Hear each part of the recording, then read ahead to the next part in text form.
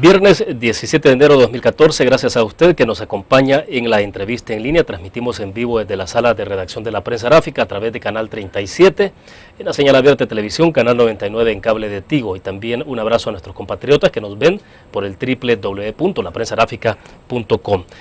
Esta mañana pues cerramos la entrevista en línea de la semana haciendo una reflexión sobre los principales temas de coyuntura, particularmente lo que tiene que ver alrededor del proceso y evento electoral, un poco de perspectivas de cómo se plantea el 2 de febrero próximo sobre este resultado electoral. Muchos temas de los que podemos conversar con nuestro invitado.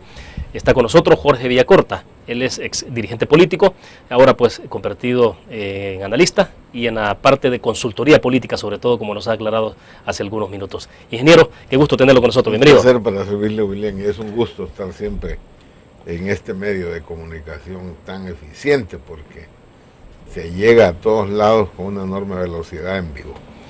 Bueno, esa es justamente la idea, de informar justo a tiempo, sobre todo aprovechando la espontaneidad de los medios de comunicación, de redes sociales, de todo. Claro. Ingeniero, vamos a presentar una nota antes de pasar al tema estrictamente de encuesta que tenemos ahí de lo que ha reflejado LPG Datos, la Unidad de Investigación Social de la Prensa Gráfica. Pero bueno, entonces, ¿no le pica un poco el gusanito, le decía temprano, en estar activo en la política, sino que hoy viendo desde la barrera? Viendo un poco desde la barrera, pero siempre metido en el tema político. Esa es realmente, a estas alturas de mi vida, ya no lo puedo negar, esa ha sido la profesión. Creo que después de haber estado en el Parlamento Nacional y Centroamericano por más de 20 años, hace que uno se dedique a esto. Y luego que yo comencé actividad política al ingresar a la universidad, imagínense, a los 18 años de edad. Pero bueno, llega un momento que uno termina cansándose del activismo político, del momentismo que significa estar en un partido. Y además el tema de la disciplina partidaria, que no deja de ser en algunos momentos un amarre, digo, como para expresar lo que uno piensa. Entonces ahora lo vemos desde fuera, pero al mismo tiempo conociendo en detalle. Es más, permite ser mucho más objetivo, porque cuando uno está pegado a un partido o a una determinada orientación, me refiero electoral, como en un proceso electoral como este, se pierde objetividad y no deja de, desgraciadamente es así. Cuando uno está o de funcionario público o en la asamblea, pareciera que está como una especie de campana, ¿verdad? Y cada vez menos una especie de burbuja que cerrada muchas veces, que hace que la persona pierda el sentido de la realidad y se vaya convenciendo a sí mismo de lo que oficialmente se dice. Me afectó a temas como pobreza, a temas económicos principalmente. Entonces una burbuja sin darse cuenta. ¿Usted cree que sufrió eso de alguna forma? En algunos momentos sí. Quizás principalmente cuando yo estuve responsable del Ministerio de Agricultura en el momento del golpe del 79, que fueron, es cierto, meses, porque yo renuncié después de la muerte de Monseñor Romero en marzo de 80.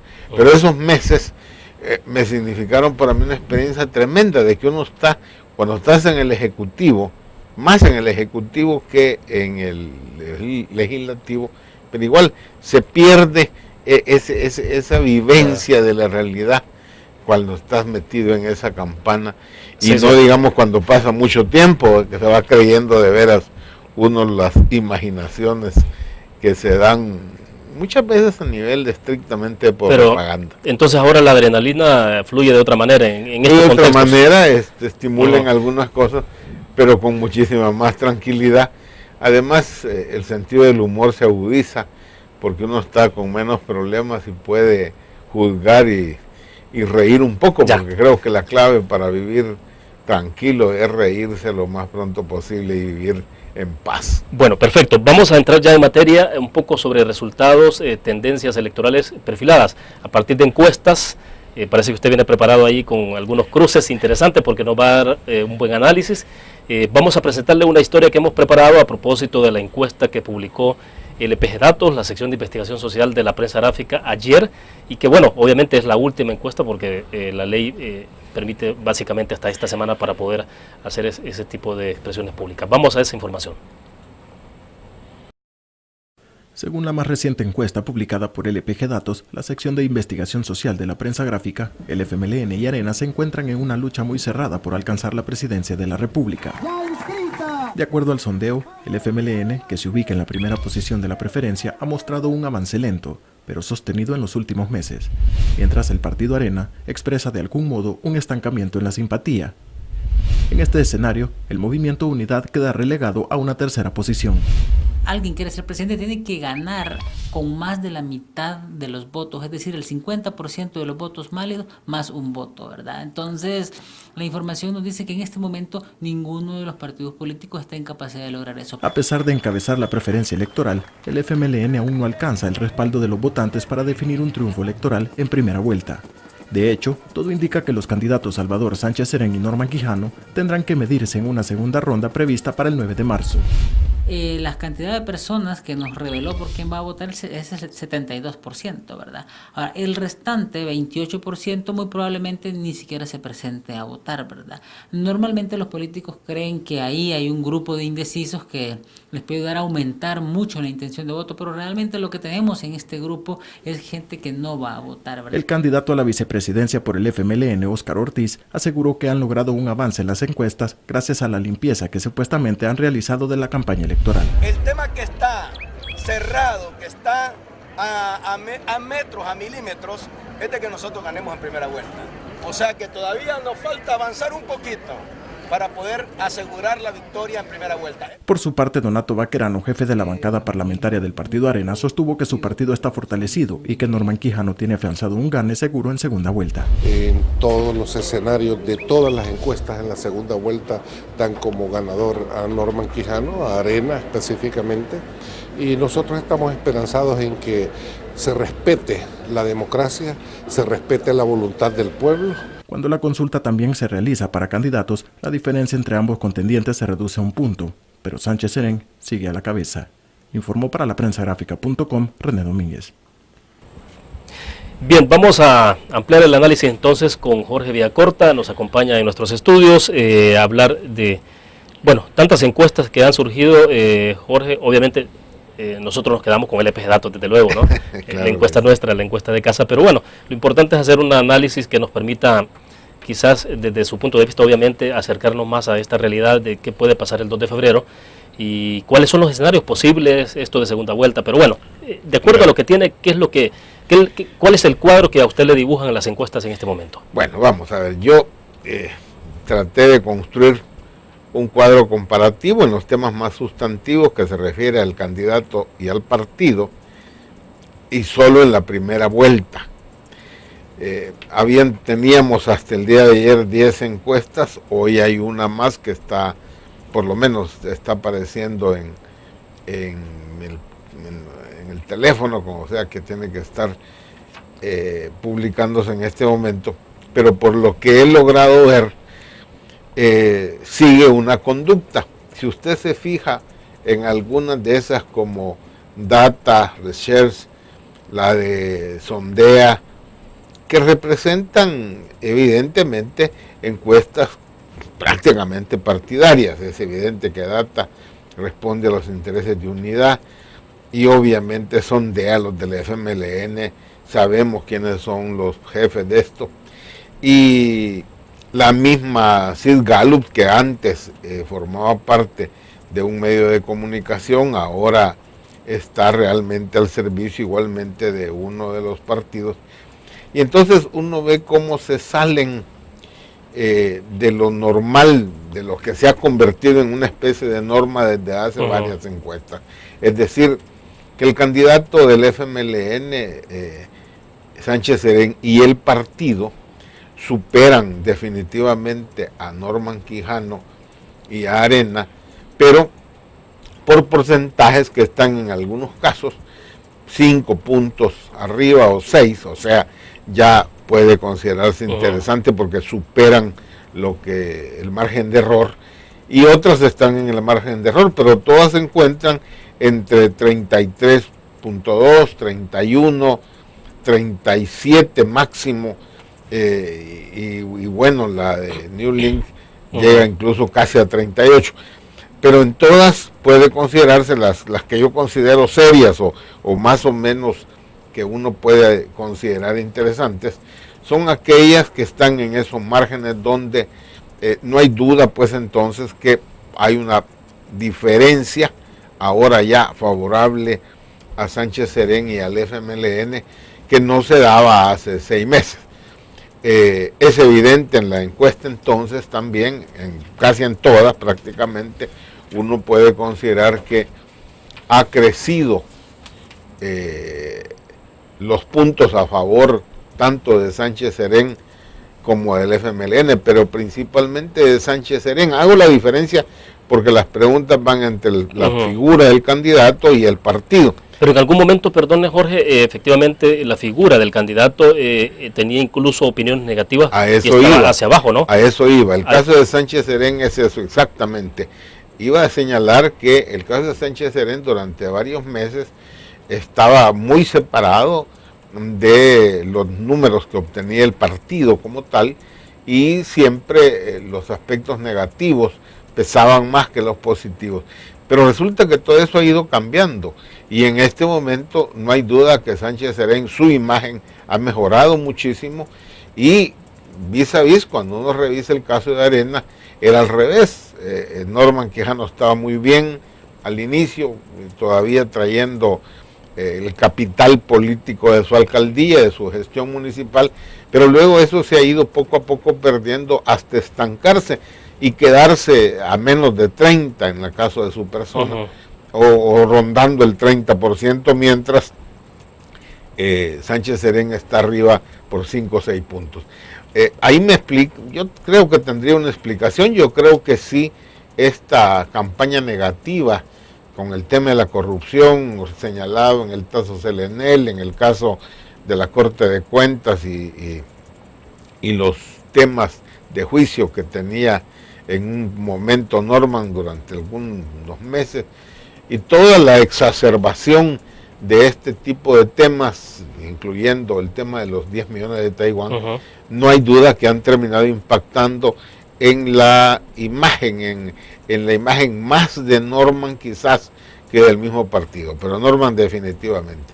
Y por otro lado, yo creo que no hay ninguna duda que el FMLN y Sánchez Serén han tenido una campaña larga pero sumamente cómoda, es decir, muy acolchonada, muy a gusto.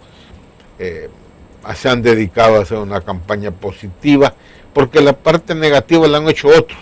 ¿El presidente ha entrado en esa lógica? En parte del presidente mismo, directamente en lo que va del año, en el último mes, porque es evidente que han habido 3 campañas, una la del el FMLN, muy buena por cierto, excelente, muy bien planteada, totalmente en positivo, mediáticamente muy buena. Luego la de Alba, no buena, excelente en su manejo, y evidentemente entra la relación clara entre Sánchez Serén y Alba en todos los eventos públicos, el último de regalo de las computadoras, etcétera, y una tercera campaña que es la que hace oficialmente Casa Presidencial con este tema de que hay que volver 5 años más y cosas por el estilo, que la terminó al final suspendiendo, pero hoy se ha hecho de otro diseño, reeditado, y se ha reeditado. Y por último, alguien me dijo, no, son 4, porque está la del presidente individualmente frente al tema de la corrupción. Pero no hay ninguna duda entonces que el FMLN ha tenido el espacio para presentar una campaña en positivo, y otros han tenido la parte, si usted quiere, negativa. Eso falta un elemento quizás, que es unidad. Yo creo que en el caso de unidad generó evidentemente todo un atractivo, y llegaba a tener hasta 20 puntos supuestos Tony Saca. Pero en este momento, en la medida en que fueron apareciendo ya las diferencias y se fue consolidando tanto el Frente como Arena, empatándose y repartiéndose entre ambos como siempre, entre un 65 y un 70% de los votos, esa que la gente consideró como tercera opción, algunos llegaron al atrevimiento de decir tercera vía, una tercera opción, una tercera posibilidad, que es algo nuevo en las campañas electorales presidenciales para el país, pero llega un momento en que la experiencia nos indica que cae lo que llamamos algunos el síndrome del voto útil, o sea, que es el ciudadano que dice no, yo no quiero que gane fulano, y entonces si yo mantengo este voto por alguien que definitivamente no va a ganar, pierdo el voto. Entonces como yo no quiero castigar o no quiero que llegue fulano, entonces cambia su voto, migra su voto. Yo creo que o sea, la apuesta por el ganador, la apuesta un poco por el partido del ganador, uno pero por el refleja ganador, también la oposición A. Pero más que todo, muchas veces, y creo que en esta campaña se va a dar una especie de castigo. Yo no quiero que gane Arena, o yo no quiero que gane el Frente. Y entonces frente a eso, esos votos que no son votos duros de unidad, que no son votos duros de Tony Saca, son los que me parece a mí es una especie de nube que se ha ido como migrando, por lo menos en la opinión pública. Todavía habría que ver, y ese es el otro tema, cuántos de esos votos que en la primera vuelta van a votar por Tony Saca, que los números andan entre 10 y 14, nada despreciable ni mucho menos, cómo van a migrar. Es evidente, en algunas encuestas lo miden y dicen, mire, para la segunda vuelta casi la mitad se va a quedar en su casa.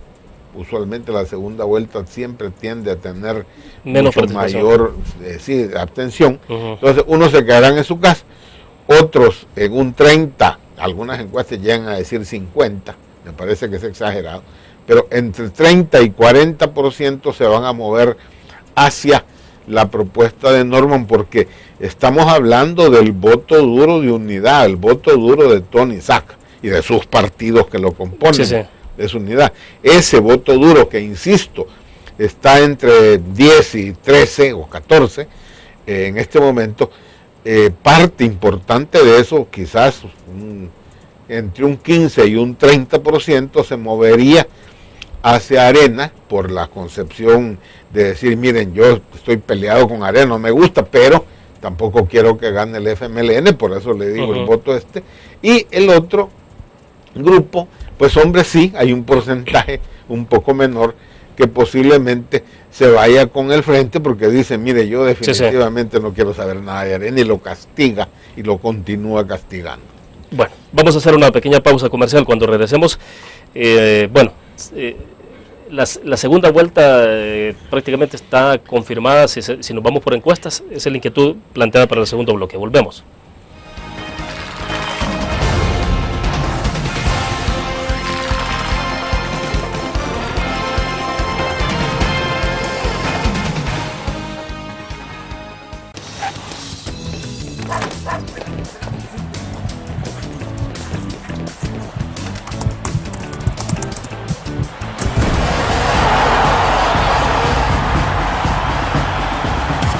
La pasión del deporte la vives también en elgráfico.com, el sitio deportivo más completo de El Salvador, con la información actualizada y resultados minuto a minuto de los partidos en juego. Elgráfico.com, conectados por deporte. La interacción con la tecnología llega con múltiples formatos. Nueva revista Tech Live, la información tecnológica más actual y los gadgets que modifican tu estilo de vida. Tech Live es una revista multiplataformas que te ofrece los últimos avances de la tecnología, las herramientas de mayor utilidad e interesantes artículos de la era digital. Escoge el medio que te mantendrá actualizado o visita nuestra web. Espera el futuro con Tech Live, una publicación de Grupo Dutriz.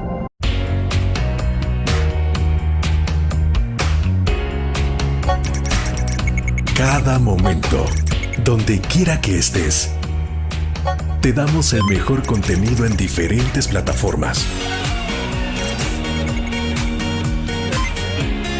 para que tú escojas el medio para informarte.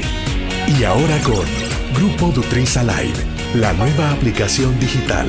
Vive la información como una nueva experiencia en tu periódico. Multiplicamos la forma de informarte. Grupo Dutriz. Infórmate. Exprésate. Y disfruta tu música. Punto 105, la radio del joven adulto.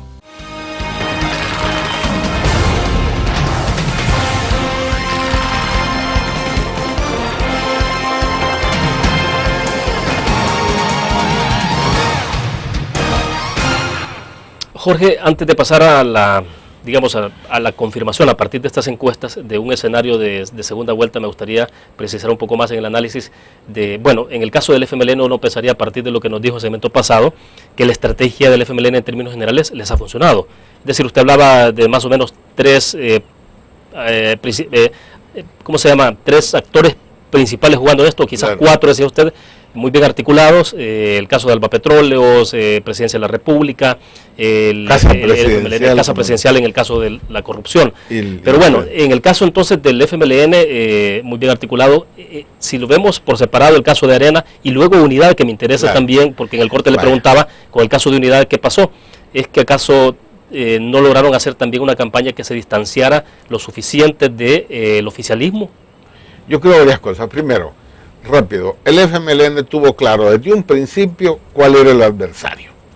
Y el adversario es Arena, que no regrese a Arena, porque significa un gobierno de oligarquía y por consiguiente nuestro enemigo de clase es la oligarquía y definitivamente no podemos abstraer. Eso se lo confirmó Arena. Se lo confirma Arena cuando aparece el G20 como el gran financiero que va a salvar las dificultades que tenía. A la ciudadana le confirmó de inmediato que es el partido de la oligarquía, porque así se ve, así históricamente se nos ha planteado el tema de lo que es ese empresariado. Hombre, a partir de ahí, veamos entonces que se estructura todo, un solo equipo de campaña por parte del frente, y bueno, y como hemos dicho, tres y media campañas coordinadas claramente de cuál es el objetivo que quiero, cuál es el adversario y cuáles son los blancos de la población a atacar. Genial. Veamos Arena. Al revés. Arena comenzó con un adversario, Tony Saca. No, hombre, su adversario siempre fue el FMLN, no Tony Saca. Pero como venían con el lío del pleito interno, que ese es el otro problema, entonces para mí confundieron, nunca fueron capaces, hasta ahora no lo han sido, de construir una estrategia clara, un solo equipo conduciendo esa estrategia, un liderazgo del candidato en la construcción de la estrategia. Vis a vis el FMLN se me quedó decir, no es el candidato, es una pareja, es un equipo, y muestran equipo. Y fíjense cómo es la campaña, siempre es Salvador y Óscar. ¿Por qué? Porque Óscar le jala definitivamente votos. Arena perdió hasta eso. ¿Por qué no juntaron realmente la pareja en igualdad de condiciones? De manera tal que Portillo Cuadra le jalara votos precisamente de esta población clase mediera que tiene más análisis. O sea, pocos spots donde estuvieran juntos. Entonces, los spots no solo son juntos, y en algunos que sale abajo Portillo Cuadra, arriba Norman. Estamos seguros, la prensa lo ha dicho, no me lo he inventado yo, las diferencias internas. O sea, Arena nunca tampoco logró construir un equipo. Entonces ahí cuando ponen a Paco Flores, que no tiene nada que ver con esto, es una figura que todos lo sabemos, tiene enormes problemas de conflictividad al interior de Arena, no digamos fuera como candidato presidente, como presidente. También fue una figura controversial, digámoslo de la manera más diplomática. Entonces, colocarlo a él a la cabeza y dejar a Norman sin estar claro quién es el que conduce, creo que es el otro problema. Nunca fueron capaces hasta ahora de construir un solo equipo. Uno puede percibir ahí tres grupos. Y el ataque entonces que hay en el caso de Francisco Flores, el caso de los 10 millones, inicialmente un ataque, después se confirma, el mismo confirma los 10 millones, pero entonces la campaña pega directamente sobre el candidato presidencial.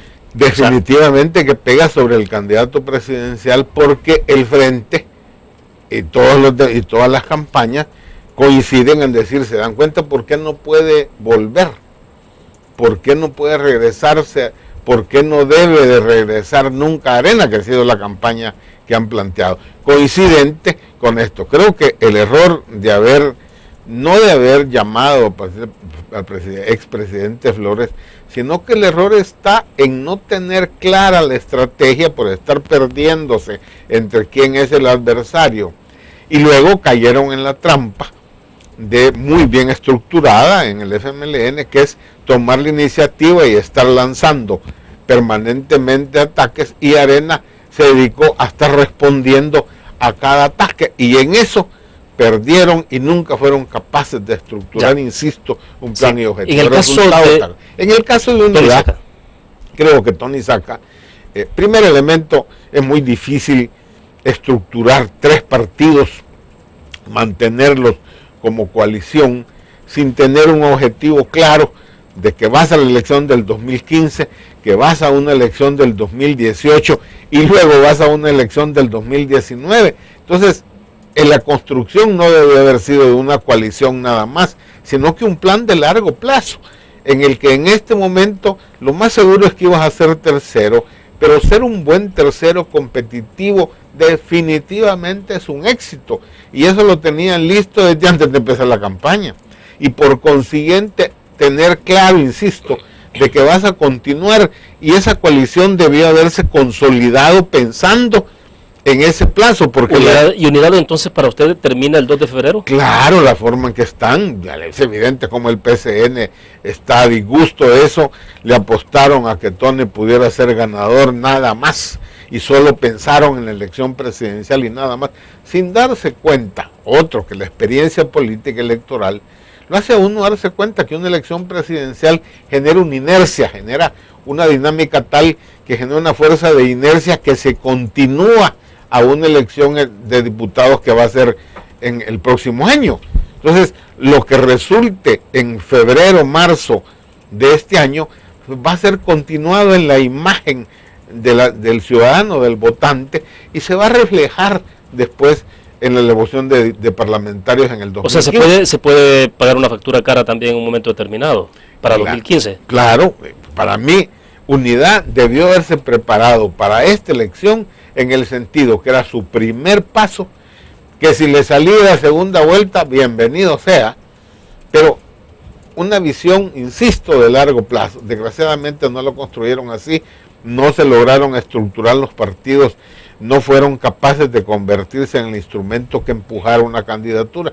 Y creo que el otro elemento también es ser una candidatura demasiado personal, y de parte del expresidente Saca considerar que solo con su imagen y recordar el pasado en lo positivo, porque el pasado en lo negativo se encargó el Frente y el presidente Funes de no sacarlo, de no permitir que saliera en una cosa que parece un pacto, en cuanto a que Tony Saca le debería quitar votos a Arena, y entonces no había que complicarse atacando a Arena. Digo, atacando a Tony Saca, porque Tony Saca se encargaba de reducir al verdadero adversario del Frente, que era, y el presidente Funes, que era o es Arena. Entonces, creo que eso hace que llegue un momento en que, cuando es obvio que Tony Saca no va a ir a la segunda vuelta, insisto, es que comienza esa migración de ese votante que se entusiasmó con esto de la tercera opción, y algunos incluso, insisto, con lo de tercera vía, pero que no son ni de Gana, ni del PDC, ni del PCN, sino que es esa población que allá quizá votó en algún momento hasta por Mauricio Funes en la elección pasada. Entonces tiende ahora a buscar, entonces, bueno, yo no quiero que gane Arena, yo no quiero que gane el Frente. Esos se van a comenzar a mover y dejar irse por el voto útil, y no desperdiciarlo en el caso de Unidad. Bueno, tenemos más de qué hablar, regresamos después de la pausa comercial.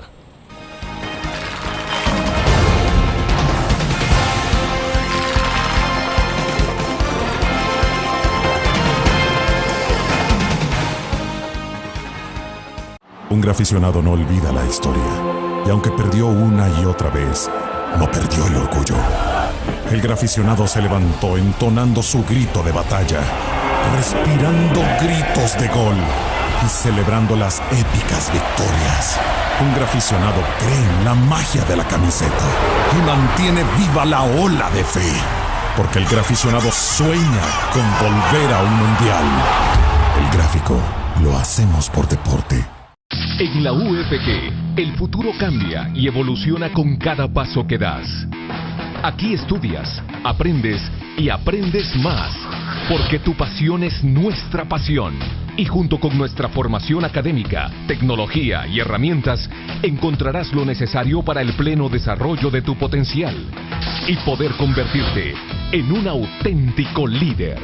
Universidad Francisco Gavidia, tecnología, innovación y calidad. Infórmate.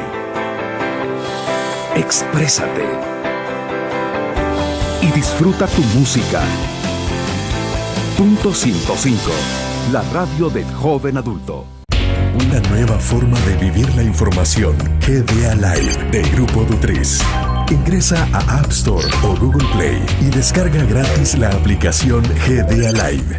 Ahora busca en nuestros periódicos y revistas los iconos de GDA Live.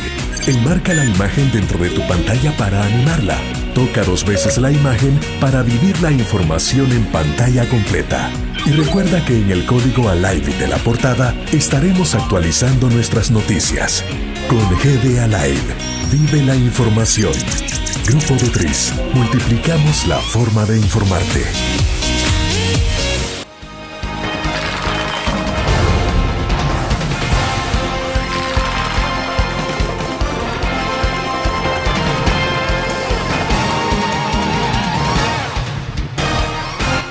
Bien, varias consideraciones para este segmento, Jorge. Bueno, segunda vuelta, eso está dibujado, le pregunto, esa es una cosa, la otra es, uno pensaría, bueno, si el FMLN hoy por hoy en términos generales se mantiene en la primera posición, eso le da suficiente confianza para decir, bueno, entonces quedamos como primera posición en la primera vuelta, entonces ya la segunda la tenemos cocinada.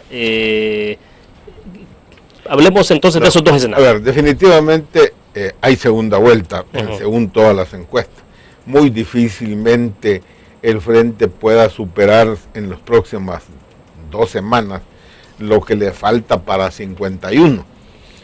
Claro, si uno mira una de estas encuestas que son pagadas o están cercanas a una de las figuras, en este caso el Frente, pues sí, uno puede decir que faltan apenas 2 puntos.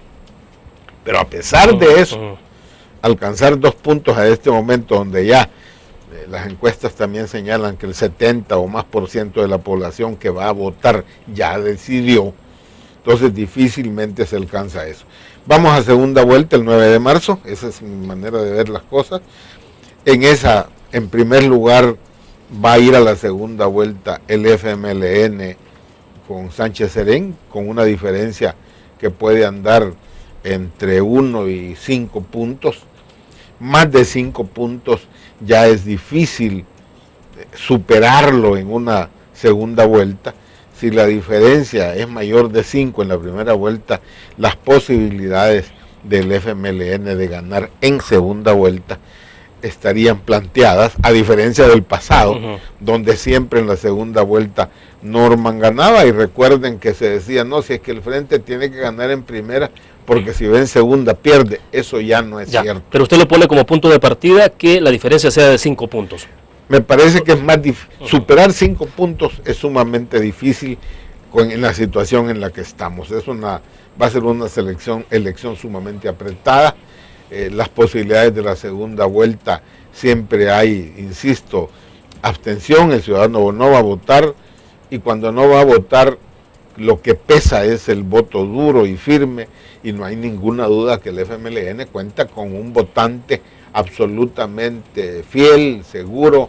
Han hecho un enorme esfuerzo eficiente el Frente de conseguir eso, de que sus simpatizantes vayan a votar, y definitivamente que el abstencionismo, el ausentismo, a quien favorece es obviamente al FMLN, porque es su voto duro.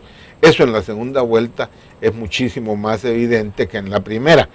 Por consiguiente, las posibilidades ahora de que el Frente gane en segunda vuelta están planteadas, no como en el pasado, que ya se daba por hecho de que el Frente perdía en segunda vuelta. Creo que eso va a hacer que el FMLN haga los últimos esfuerzos para garantizarse el ganar en segunda vuelta, ya que hoy sí tiene una opción. Pero este escenario no tampoco le da como para que el FMLN se confíe, es decir, porque el Partido Arena tampoco se quedará de brazos cruzados. Por eso digo. Y vendrá la recomposición. Por eso digo al revés. Lo que va a hacer es estimular al FMLN a poner toda la carne en el asador de manera tal de hacer efectiva esta posibilidad, principalmente si es menor de 5 la diferencia.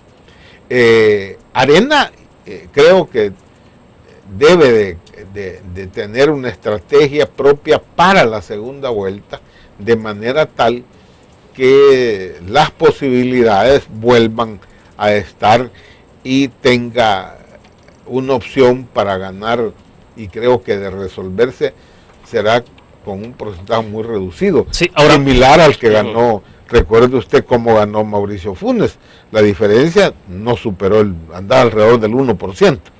O sea que son 70.000 votos la diferencia de ¿cuántos? De 2 millones de votantes o de 2,5 millones de votantes. Ahora, ¿usted ve superada la primera vuelta y ya perfilándose todo entonces para una segunda ronda electoral, ve usted a un Partido Arena entrando en pláticas, en conversaciones con Tony Saca? No tiene sentido para nadie. Es que mire, conversar o negociar, no digamos todavía más, a decir, bueno, los votos de esos 9, 10 o 13% que podrán andar, para mí, si votan 2.7% de ciudadanos, vamos a estar hablando de unos 300.000 votos, no son nada despreciables, pero de esos se van a quedar en su casa la mitad y solo van a ir a votar a la segunda vuelta 150.000. Decir que esos 150.000 o 200.000 de unidad van a votar porque Tony Saca diga, todos síganme los buenos y vamos con esto, yo lo veo eso prácticamente imposible. No se da en ninguna elección. El ciudadano ya en la segunda vuelta toma sus propias decisiones. Entonces, en esa posibilidad usted la ve cerrada. No le veo sentido. No tiene sentido. Si yo estuviera haciendo política, no le recomendaría a mi partido, si estuviese en el frente o en Arena, decirle, miren, hablemos con Tony Saca. No sirve absolutamente de nada. Otra cosa es hablar de una vez sobre 2015. Ahí sí, ¿qué va a pasar en el 2015? Pero no solo eso, ¿cómo voy a gobernar en lo que resta del 2014? Yo voy a ganar la presidencia. Yo hablaría definitivamente con Tony Saca y los partidos de unidad, porque con ellos voy a gobernar el primer año. Un año sumamente difícil, porque la gente espera resultados precisamente en el primer año. Recuérdese que siempre se dice que la luna de miel de un gobierno dura ese primer año. No digamos la bendita medición de los 100 días, que no sirve de nada, pero hombre, un primer año sí, y ese primer año el que gane va a depender de cómo funciona, de cuál es la correlación de fuerzas en la Asamblea Legislativa.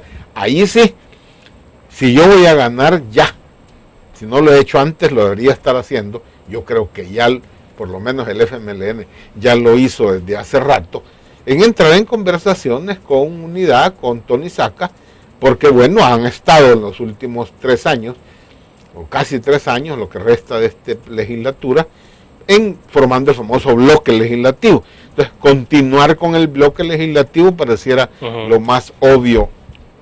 Y no digamos si el Frente gana.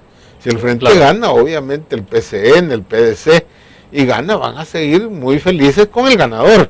Y por consiguiente, allí sí tiene sentido la conversación. Igualmente, si llegara después del 9 de marzo a aparecer que fuera Arena, se van a ver definitivamente obligados a buscar la gobernabilidad del 14 de ese año, de ese primer año clave estratégico, con los partidos que conforman Unidad. No tienen opción. Y digo los partidos que conforman Unidad porque, insisto, yo no veo Unidad unida después de las elecciones de este año. Creo que terminan el 2 de febrero, ni siquiera van a ir unidos o van a pensar unirse o ir unidos el 9 de marzo.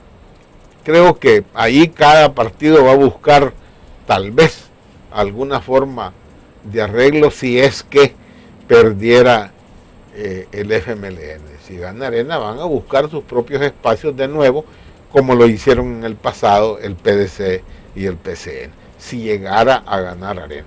Y si gana el FMLN, pues continúan el bloque. Eso es lo que se negocia, no los votos de la segunda vuelta, que no tiene ningún sentido en negociar eso. Ahora, y es interesante porque esta legislatura termina hasta el próximo año, ¿no? Entonces hay ese traslape llega un nuevo gobierno, pero esta asamblea legislativa continúa. Este ejecutivo va a tener hasta marzo, ¿no? 5 años difíciles, va a tener de aquí hasta marzo del 2015, que son las elecciones. Si bien es cierto, los diputados asumen el 1 de mayo del 2015, desde la toma de posesión el 1 de junio del 2014 al 1 de mayo del 2015, hay que gobernar. ¿Cómo se consigue esa gobernabilidad? Con la correlación de fuerzas que se tenga en la asamblea. Si gana el frente, ya tiene el bloque listo desde hace 3 años. Si llegara a ganar Arena, es cuesta arriba, porque va a tener que ver cómo gobierna cuando el FMLN y el resto del bloque estarán afilando las armas para precisamente la elección. Yo le garantizo a los amigos televidentes que vamos a entrar en campaña electoral el 10 de marzo de este año.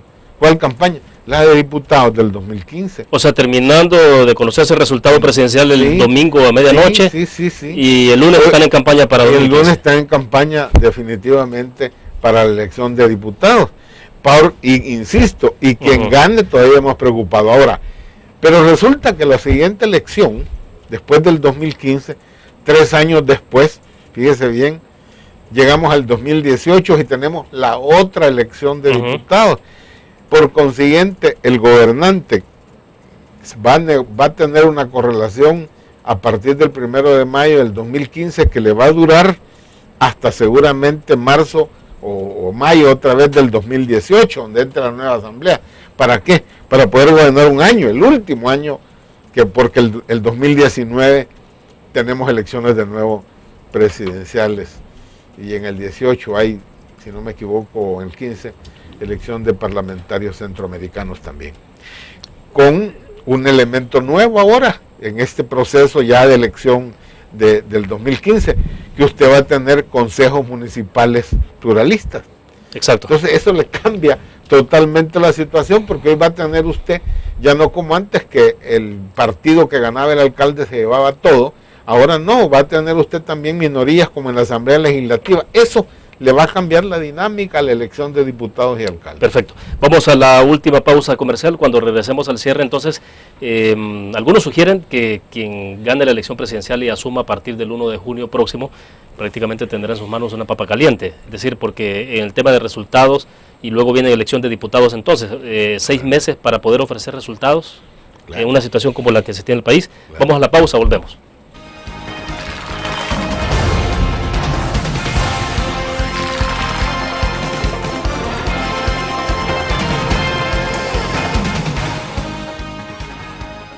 En la UFG, el futuro cambia y evoluciona con cada paso que das.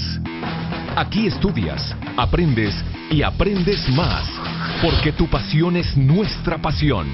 Y junto con nuestra formación académica, tecnología y herramientas, encontrarás lo necesario para el pleno desarrollo de tu potencial y poder convertirte en un auténtico líder.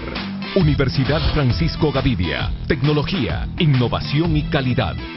Un graficionado no olvida la historia, y aunque perdió una y otra vez, no perdió el orgullo. El graficionado se levantó entonando su grito de batalla, respirando gritos de gol y celebrando las épicas victorias. Un graficionado cree en la magia de la camiseta y mantiene viva la ola de fe, porque el graficionado sueña con volver a un mundial. El gráfico lo hacemos por deporte. Infórmate. Exprésate. Y disfruta tu música. Punto 105. La radio del joven adulto. cada momento, donde quiera que estés. Te damos el mejor contenido en diferentes plataformas para que tú escojas el medio para informarte. Y ahora con Grupo Dutris Alive, la nueva aplicación digital. Vive la información como una nueva experiencia. Multiplicamos la forma de informarte. Grupo Dutris.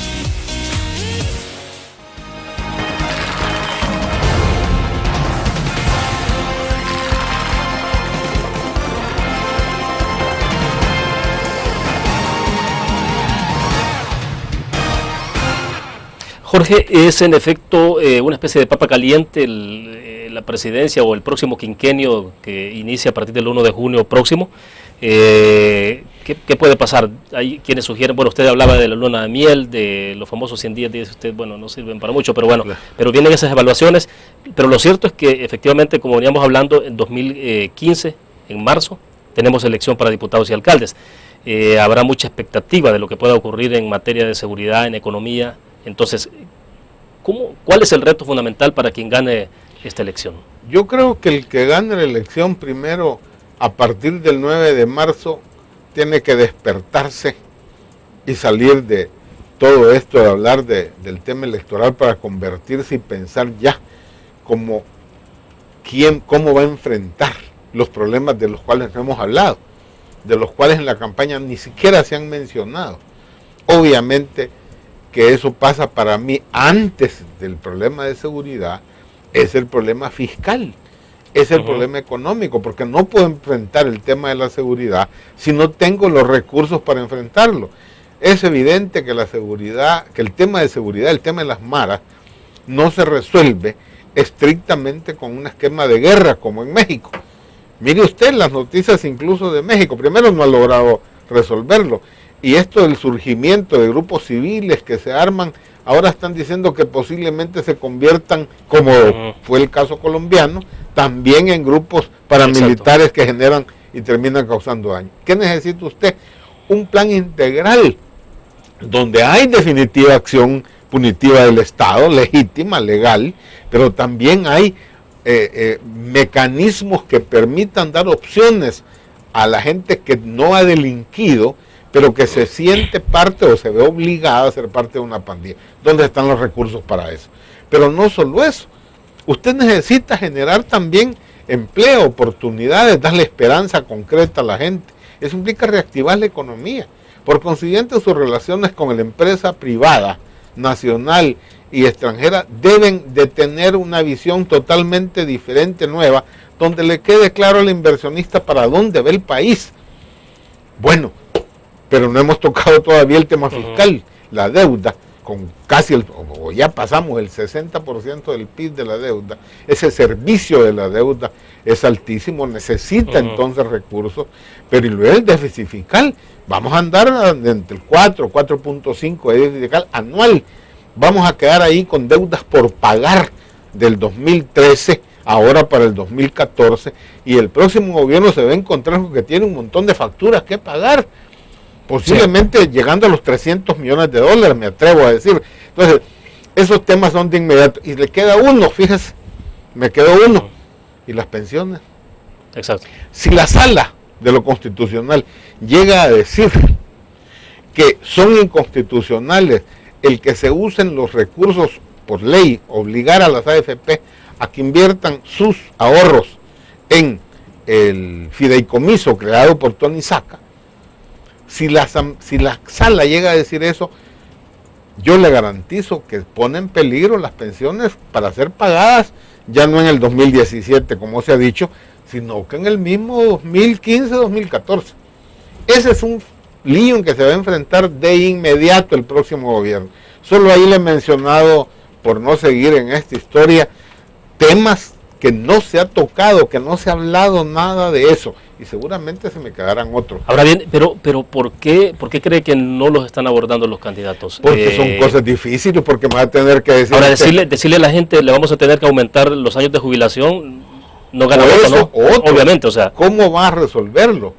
Ya, mire, son cuentos. Para resolver el problema de las pensiones, alguien o algunos van o vamos a salir de alguna manera golpeados. No se puede seguir sosteniendo un sistema de pensiones donde los beneficios son muchísimo mayores que lo que ahorro.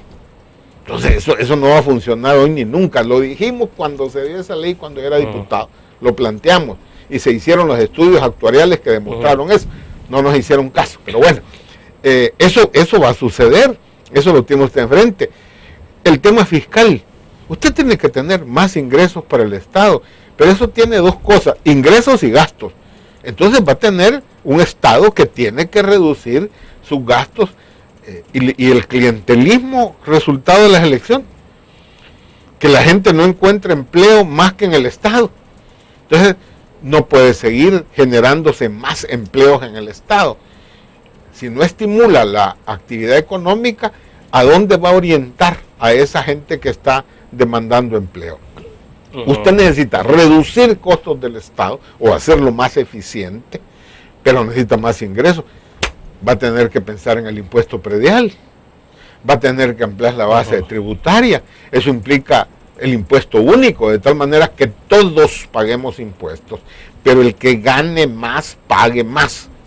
Pero todos debemos de pagar impuestos. No me vengan a decir que un país donde se dice que la economía informal maneja el 50 o el 60% del PIB y que esa gente no paga impuestos. Y no, es informal, ¿por qué? Porque no se ha formalizado.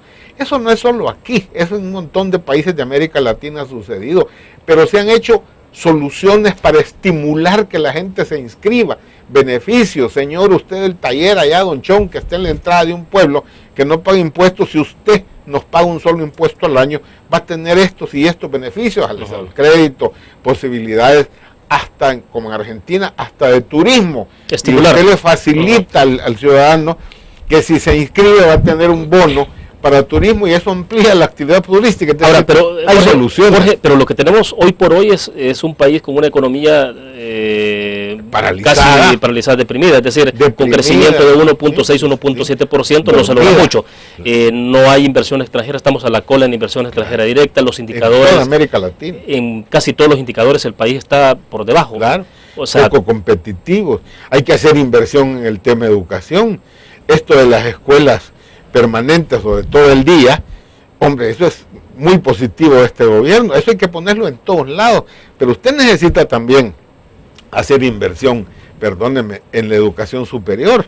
No podemos seguir, Norman lo dijo equivocado, con ingenieros, al revés, usted necesita ingenieros, necesita el aspecto técnico, lo que no lo cierto es que hay que entrar abogados. Exacto, lo cierto es que hay que entrar a un análisis, un estudio profundo que determine qué es lo que demanda el país. Claro. O sea, y eso no lo consigue, sino es juntándose todas las fuerzas productivas y políticas y yendo a construir un plan de nación de largo plazo para 25 años, en los que pongamos El Salvador, ¿dónde va a estar en 25 años? Un caso particular, Jorge, que me interesa reflexionarlo, Puerto de la Unión. O sea, este gobierno está cerrando, por lo visto no será concesionado. Es decir, Tony Saca no lo pudo concesionar, lo construyó, no lo pudo concesionar, tampoco lo hizo este gobierno en 5 años. ¿Qué pasa en ese caso particular? Porque no se hizo, es que la concesión de una cosa esta no es fácil, y debieron haberse hecho una serie de trabajos previos que no se hicieron. Al no hacerse los trabajos previos, entonces hemos ido cayendo que para poder hacer la licitación de concesión, hasta ahora, en esta administración, Arena ha logrado, y va a lograr, entiendo, tener todo listo para poder hacer la licitación. Entiendo que la van a poder hacer en lo que resta del año, no estoy seguro si van a lograrlo culminar. Pero el otro problema es que perdimos toda la oportunidad. Cuando se pensó en este puerto, que era un puerto para barcos post-Panamá, buques post-Panamá, y por eso necesitábamos una profundidad de 14 o 15 metros de canal de profundidad para poder entrar, era porque el mundo, el comercio mundial, estaba de una manera determinada. Con la crisis que se da en el 2008-2009, esto cambia. Y entonces, a la par de eso, Panamá diseñando las otras esclusas para abrir ahí sí, a Barcos of Panama y el doble de tráfico, resulta que nuestro puerto comienza a perder oportunidad. Al no estar listo desde hace 3 años, se perdió la oportunidad de la competitividad con Panamá. Ahora resulta que a lo más que podemos llegar es un puerto que se asolva, es decir, que es costosísimo estar limpiando el canal, y ahora ya no lo podemos tener a 15 metros porque lo tenemos a eso, sería absolutamente inviable por el costo del dragado. Entonces nos vamos a quedar en 10 metros. ¿Qué significa eso? Lo que se llaman puertos de cabotaje, es decir, barcos de otro calado que entran y llevan carga al resto de Centroamérica. ¿Es eso malo? Pues hombre, no, puede encontrarse ahí una salida, pero eso implica una relación estrecha con el gobierno panameño, con el canal, con el gobierno del Canal de Panamá, para poder entrar en complementariedad de toda esa enorme carga que va a llegar del Pacífico y entonces poderlo manejar. Ahora, debería este país, no, El Salvador debería de incorporarse a todos estos países que formamos parte de la cuenca del Pacífico. Existe toda una integración de asociación de países del Pacífico. Que pero no hay una visión, no puede haber una visión a veces sesgada sobre posicionamientos políticos y ideológicos sobre la cuenca Pacífico. ¿O usted está hablando todo de la parte de Asia-Pacífico? Yo creo que es una visión enana y chata de no ver hacia dónde están las posibilidades del país. ¿Y por qué se hace eso? Porque no tenemos un plan, porque no hemos pensado en El Salvador dentro de 25 años. ¿Dónde vamos a estar o dónde queremos estar dentro de 25 años? ¿A dónde? ¿Cómo debe ser el país? Debemos de pensar y construir eso. Eso no lo construye un partido, mucho menos en un país de esta permanente confrontación en el que la elección se ha convertido en una continuidad de la guerra. Entonces, seguir con estos planteamientos de clasistas tampoco nos resuelven. Yo estoy convencido que el país tiene solución, tiene posibilidades, sí, pero construyamos de cero. Fíjense que no. Hay todo un esfuerzo en el tema de la Comisión Nacional de Desarrollo. Juntamos ahí más de 200 técnicos, trabajaron en 18 mesas diferentes. Ahí están todos los temas que hay que tratar. Bueno, pero esa comisión se disolvió, o sea, fue disuelta. Otra vez por el enanismo y la torpeza política. Eso la Paco Flores le echó a perder y se inventó el tema de las famosas trenzas que no llegaron absolutamente a nada. Entonces, y luego tampoco el presidente Funes retomó eso, ni mucho menos.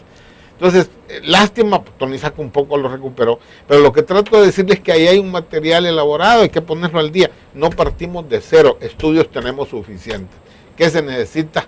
Decisión y voluntad política de lo que llamamos erróneamente clase política, para incorporar a la sociedad civil y asumir todos un sentido patriótico y poner primero al Salvador de verdad, como ese famoso lema.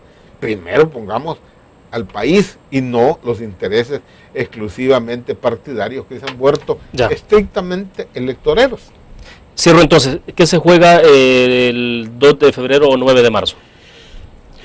Se juega, ahí sí, como siempre, el futuro del país, hacia dónde se va a orientar, cómo garantizar que el gobierno, sea quien sea, entienda y perciba que para poder sacar al país de esta crisis en la que estamos, solo lo podemos hacer si nos juntamos todos, si enfrentamos esto, no con un esquema de poner en una especie de asamblea, de meeting, ahí a más de 60 personas representando a un montón de organizaciones. Perdónenme, se trata de los sectores productivos, se trata de trabajadores, de empresarios y Estado. Y obviamente cuando decimos Estado, incorporamos o debe estar ahí representada la clase política. Eso es lo que se debe de sentar, eso es lo que debe de construir un plan de nación, insisto, por lo menos para 25 años, pensando hacia dónde debe de estar El Salvador, hacia qué país le vamos a dejar a nuestros hijos y yo ya a mis nietos. Bueno, perfecto, se nos fue el tiempo. Gracias, Jorge. Muy amable, gracias, muy gentil. La orden. Bueno, terminamos entonces la entrevista en línea. Agradecemos a ustedes que nos acompañaron. Nos vamos a ver el próximo lunes, 6:45 de la mañana, con el resumen del noticiero de la prensa gráfica y 7 en punto la entrevista en línea. Que descansen el fin de semana.